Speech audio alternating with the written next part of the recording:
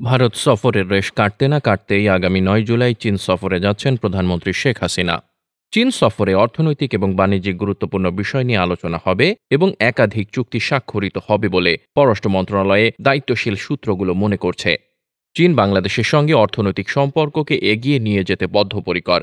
আর এ কারণেই চীনের সঙ্গে বাংলাদেশের গত এক যুগে সম্পর্কের ব্যাপক উন্নতি ঘটেছে। বাংলাদেশের বড় বড় সমস্ত উন্নয়ন প্রকল্পগুলোতে চীনের অংশগ্রহণ অথবা অংশীদারিত্ব রয়েছে। তবে এবারের চীন সফর নানা কারণেই অত্যন্ত গুরুত্বপূর্ণ। অর্থনৈতিক এবং বাণিজ্যিক কারণে এই চীন সফর হলেও এর রাজনৈতিক আবেদনও কম নয়। প্রধানমন্ত্রীর চীন সফরকে নিয়ে ভারত এবং মার্কিন যুক্তরাষ্ট্রের আগ্রহ রয়েছে। সেখানে কি হয় সেটি পর্যবেক্ষণ করতে চায় ভারত এবং মার্কিন যুক্তরাষ্ট্র। কূটনৈতিক বিশ্লেষকরা মনে করছেন যে প্রধানমন্ত্রী শেখ হাসিনার চীন সফর ভারত চীনের যে ভারসাম্য কূটনীতি বাংলাদেশ অনুসরণ করে চলেছে তারই একটি বহিঃপ্রকাশ। এর মাধ্যমে বাংলাদেশ তার ভারসাম্যের কূটনীতির জানান দেবে বলেও মনে করছেন কূটনীতিক মহল। তবে এবারের চীন সফর অর্থনৈতিক কারণে অত্যন্ত গুরুত্বপূর্ণ। বাংলাদেশ সাম্প্রতিক সময়ে বিভিন্ন রকম অর্থনৈতিক সংকটের মধ্য দিয়ে চলেছে।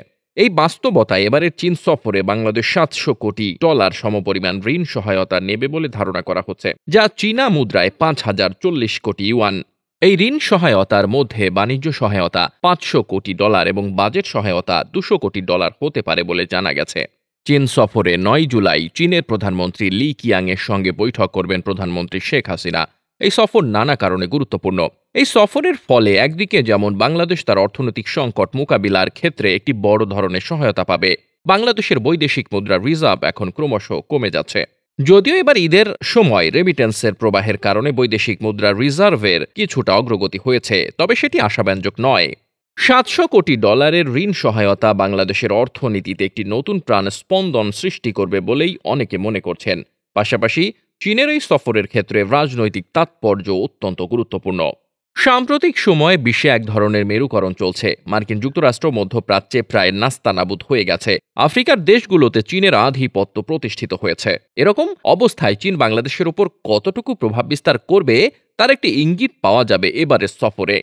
উপমহাদেশেও ভারত চীনের কাছে কোণঠাসা হয়ে পড়েছে। মালদ্বীপ, শ্রীলঙ্কা এমনকি নেপালও এখন চীনের প্রতি বেশ অনুগত। পাকিস্তান চীনের ঋণের জালে বন্দী হয়ে গেছে। এই উপমহাদেশে চীনের কৌশল যদি গভীরভাবে পর্যবেক্ষণ করা যায় তাহলে দেখা যাবে চীন অর্থনৈতিকভাবে সহায়তা দিয়ে রাজনৈতিক কর্তৃত্ব প্রতিষ্ঠা করছে বিভিন্ন দেশে।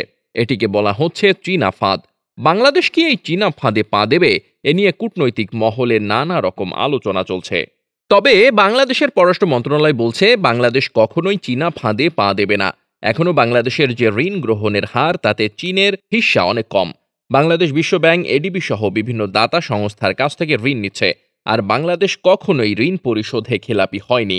চীনের সঙ্গে বাংলাদেশের সম্পর্ক পুরোপুরি অর্থনৈতিক এবং বাণিজ্যিক বলেই মনে করছেন কূটনৈতিক মহল। এবার প্রধানমন্ত্রী চীন সফরের পর আসলে বোঝা যাবে বাংলাদেশ নিয়ে চীনের কৌশল আসলে কি। Desk report, বার্তাবাজার।